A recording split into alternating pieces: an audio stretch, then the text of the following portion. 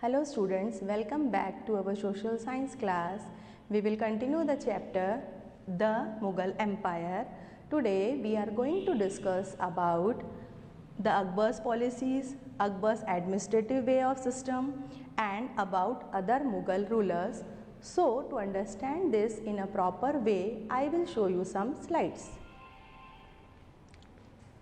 Students, already in the previous class I have told you about the administrative way of Akbar. He divided his whole empire into provinces and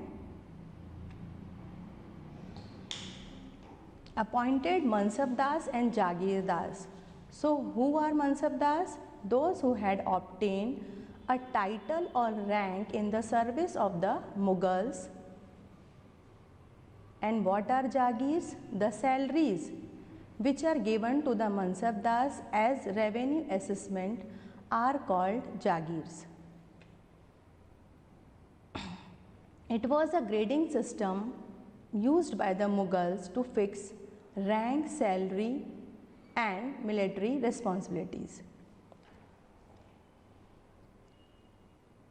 Rank and salary were determined by the numerical value called Zat. The higher the Zat, the more prestigious was the noble's position in the court and larger his salary. The Mansabdar's military responsibilities required him to maintain a specified number of sawars or cavalry.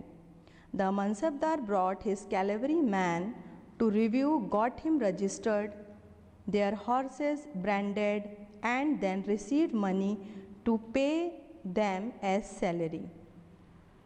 So in this way, Mansabdar received their salaries as revenue assignments called Jagirs. Now, what is Zabt and Zamindars?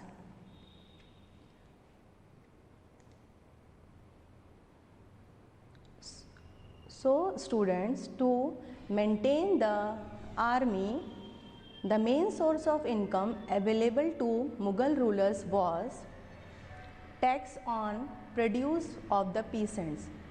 It means that whatever taxes are imposed on the peasants, that was the main source of income for the Mughal rulers. So the Mughal ruler used one term, Zamindars, and the Zamindars are the local headmen also, the powerful chieftains also. So one of the Akbar's revenue minister named Todar Mal, he carried out a careful survey of crop yields, prices and cultivated areas. On the basis of this data, tax was fixed on each crop in cash. Each province was divided into revenue circles. This revenue system was known as Zabt. In some areas, the Zamindars exercised a great deal of power and exploitation of Mughal administrator could drive them to rebellion. So, when the unnecessary demand of taxes are increased, sometimes the administrators, they have to face the rebellion also. Now, in detail we will discuss about the policies of Akbar. So students, Akbar followed the policy of diplomacy due to which almost all the Rajput kings favored him. Rana of Mewar, he supported Akbar in all sort of wars. They have a very nice understanding between them. Akbar appreciated the loyalty of Rajputs and rewarded the kings by giving them charge of many important provinces of Mughal Empire like Agra, Ajmer and Gujarat. Raja Man Singh, the nephew of Jodha Bai, was given the provinces of Kabul and later of Bengal and Bihar also. So by reading this para, this is very clear that Akbar gave the Hindu Rajas also equal chance for their loyalty, to show their loyalty, and he was also loyal towards the Hindu kings also. Akbar married Jodhabai, the daughter of Raja of Ambar, by entering into the ties of marriage with Rajput kingdoms. Akbar further cemented these relations with the Rajputs. Now later, Jahangir was the ruler who ruled from 1605 to 1626. Jahangir succeeded his father Akbar and ruled from 1605. Opposite of his father, poor monarch and warrior but good at maintaining the status quo, he continued many of the Akbar's policies.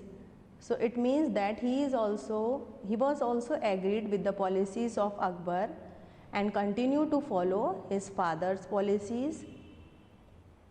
Jahangir married Noor Jahan. She became the real ruler of the empire until the death of her husband. It means that Noor Jahan ruled the Mughal Empire after the death of his husband also, and she was also a very successful emperor. Shah Jahan was also known as the master builder. He ruled our country from 1625 to 1658. The master builder. Here, Shah Jahan succeeded his father in 1627. Better ruler than Jahangir. He was proved as the better ruler than Jahangir because he restored the efficiency of government, recovered territories and maintained peace and order in his own empire. The empire was expanded in the time of Shah Jahan. So, by reading these lines, it was clear that Shah Jahan was also a very successful ruler of Mughal dynasty. Shah Jahan was a patron of the arts, and because he built many great architecture buildings including the Taj Mahal and the Peacock Throne, a brilliant gold throne encased in hundreds of precious gems. Aurangzeb was the last ruler of Mughal Empire. He ruled our country from 1658 to 1707. He was an intolerant king. He was a very narrow-minded king and not able to tolerate any of the religious people. That's why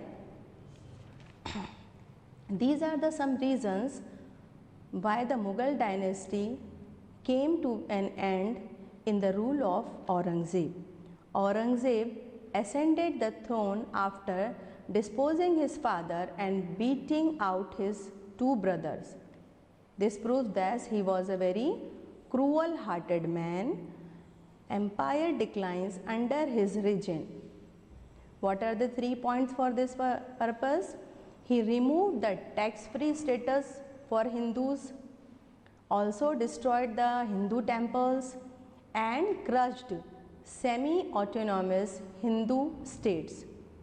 So whatever policies are run by Akbar, Aurangzeb dismissed all the policies and proved himself as an intolerant emperor. ये दोबारा करना पड़ेगा, मैं पूरा गलत हो गया, पूरा डिस्टर्ब जा रहा है। ठीक है सर। ये हाँ, गलत हुआ है। औरंगजेब वाला sir. Aurangzeb was the last Mughal emperor. He ruled from 1658 to 1707. He was also known as an intolerant king due to his cruel policies towards the Hindus. So, Aurangzeb was ascended the throne after disposing his father and beating out his two brothers. The empire declines under his reign. So what are the three main reasons for the decline of empire? Because he removed all the free status of Hindus, destroyed Hindu temples, and also crushed semi-autonomous Hindu states. So these policies are the reason why Aurangzeb is responsible for the decline of Mughal empire. Good policies are run by the Akbar, but Aurangzeb was not the follower of the same policies, due to which he is responsible for the decline of Mughal empire. And he primary interest in promoting Islam versus tolerance. So he was a very orthodox Muslim and always want to establish Islam empire in India. We will read more about the decline of Mughal dynasty in the other chapters. Thank you and bye.